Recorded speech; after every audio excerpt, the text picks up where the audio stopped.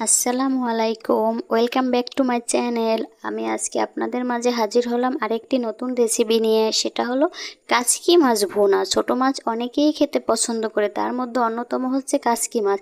আমি আপনাদের এমন কিছু টিপস এবং ট্রিক্স দেখিয়ে দেবো যে যাতে কাচকি মাছের টেস্টটা আরও বেড়ে যাবে, 7 দ্বিগুণ বেড়ে যাবে। চলুন তাহলে রেসিপিতে যাওয়া যাক। আমি এখানে 300 গ্রাম কাচকি মাছ নিয়েছি। কাচকি মাছটা ভালো করে বেছে ধুয়ে পানিটাকে ঝরা দিয়ে নিতে হবে। পানিটাকে অবশ্যই ঝরা নিয়ে দিতে হবে। কাচকি মাছের তেমন ময়লা থাকে না, তবুও একটু বেছে ধুয়ে পানিটাকে ঝরিয়ে নিতে হবে। এখানে আমি পানিটাকে ঝরিয়ে নিয়ে 1 কাপ পেঁয়াজ কুচি দিয়ে দেব।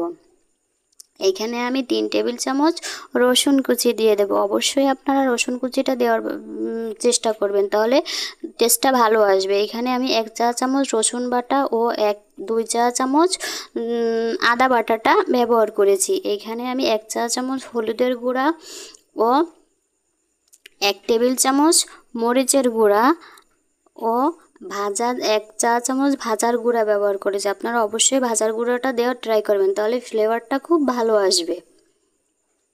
ও স্বাদ মতন লবণ ও এরপরে আমি দিয়ে দেবো সরিষার তেল। আপনারা অবশ্যই এই রান্নাটা আমি এখানে 1/2 কাপ সরিষার তেল দিয়ে দিয়েছি। অবশ্যই আপনারা এখানে সরিষার তেলটা দেওয়ার চেষ্টা করবেন। সরিষার তেলটা দিলে কারিটার টেস্টটা আরও বেড়ে যাবে। এবং 4-5টা কাঁচামরিচ ফালি করে দিয়ে দেব।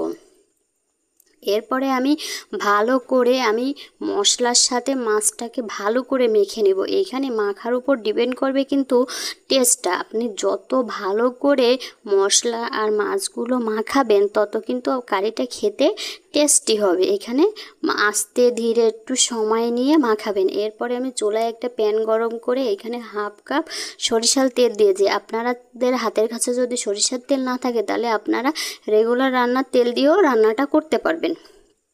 এরপরে আমি মাছগুলা দিয়ে দিলাম। মাছগুলা দিয়ে আমি চুলার জালটা একটু হাই হিটে রাখবো। এখানে চুলার জালটা আপনারা অবশ্যই হাই হিটে রাখবেন।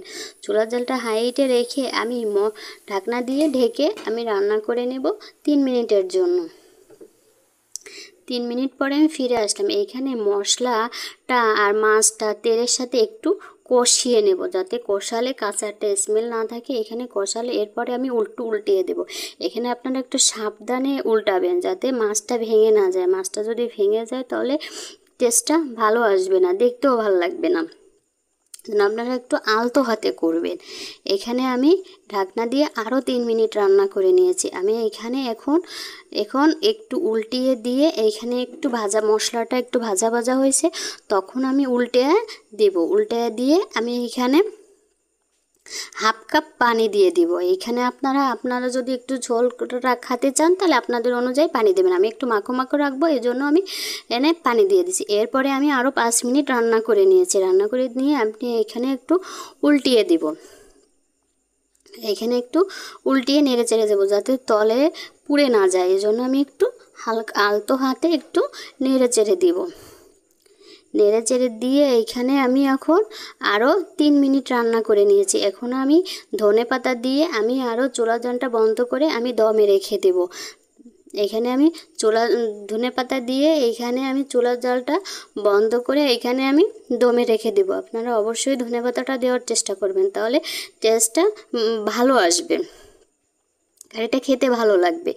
দেখেন আমি এখন পরিবেশন করে নিয়েছি, দেখতেই কতটা লোভনীয় হয়েছে। আশা করি খেতে অসম্ভব মজা হবে। আমার রেসিপিটা যদি ভালো লেগে থাকে লাইক এবং কমেন্টস করবেন। আপনাদের লাইক এবং কমেন্টস আমাকে অনেক বেশি উৎসাহ যোগায়।